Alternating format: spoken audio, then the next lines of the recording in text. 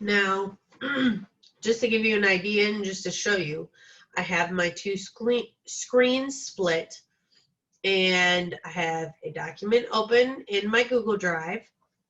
So I'm going to go ahead and click my tools because it's not just going to be automatically on and ready. Hit Tools, Voice, Typing. Now it's not turned on. Remember, this isn't foolproof, but this is an 8-minute long video, and maybe they're going to say some things that I like or some things that maybe I have to quote. So it doesn't hurt to try. So let's just try and see what the AI will do in this Google Doc.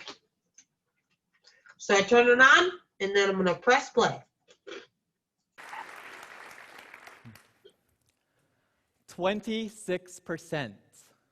On the nation's report card, that's the percentage of U.S. 12th graders who are proficient in math.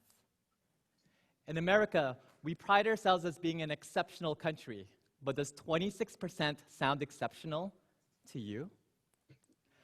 Raise your hand if you think, as a country, we need to do way better than this. I'm with you. Period. We all need math, but why are so many kids confused by it? Is it because only 26% of people are hardwired for math, while 74% are not? Period. After working with thousands of kids, I can tell you this isn't the case at all.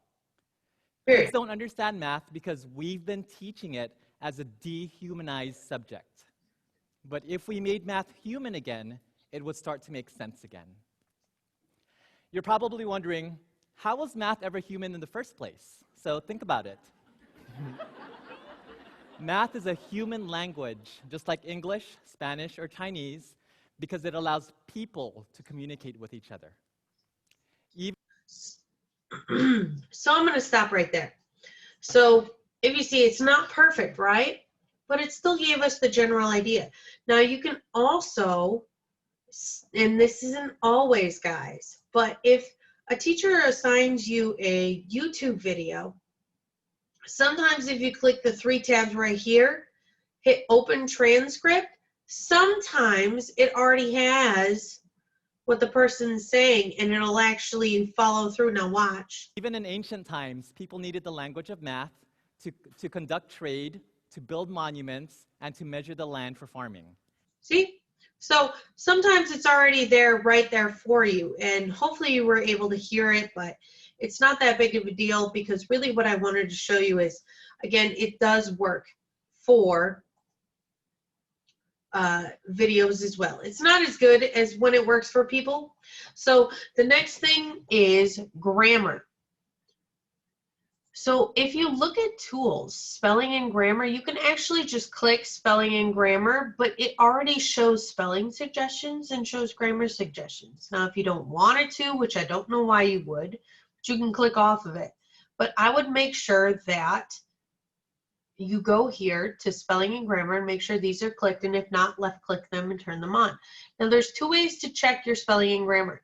You can go here and click it and work your way through, hitting ignore or accept. And then there's always, you know, different things. Sometimes someone's name isn't always a normal spelling, is according to Google. So you can always add their name into the personal dictionary, aka Mrs. DeFranco normally gets spelled wrong. But what I normally do is I just look for that gray underline. When I see that, I right click on it, and if it looks here, it says, what do you mean? So the percentage of 12th graders were. If you want 12 graders were, if you want 12 waiters who are, of 12th graders who are. Percentage of 12th graders who are proficient in math. Well, that makes sense. So again, grammar is a little tricky, and you can often use their ideas and suggestions. If you see the red underline, usually that means spelling errors. Black dotted underlines means grammatical.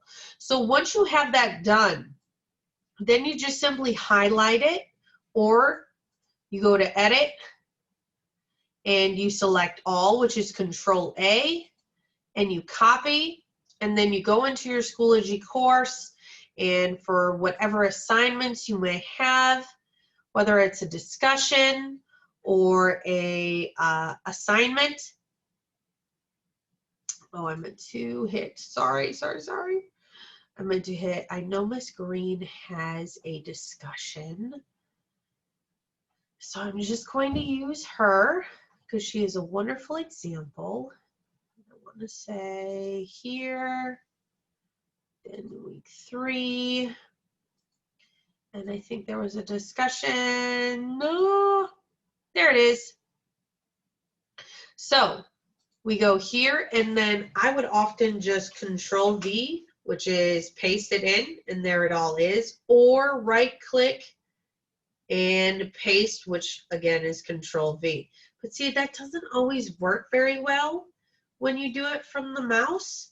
And I know a lot of you are working off of a Chromebook, so again, Control V works very well, and it works on both a regular computer and a computer with not so good of a mouse, aka a Chromebook. And you just post. Now, if it was assignment, the submit assignment would be here. Now, you're not going to click the first option, which is upload or download. Right next to that at the top, it's going to say create. That's where you would hit create, and it would open up a text box that looks just like this. Control V, put your answer in and hit, I believe in that, it would be submit, and you're good to go. So I hope that helps you a lot with how to use the grammar and spelling check on here. Also Grammarly, which is spelled G-R-A, Grammarly.com. It's an app. It's a Google extension. I would definitely suggest checking it out.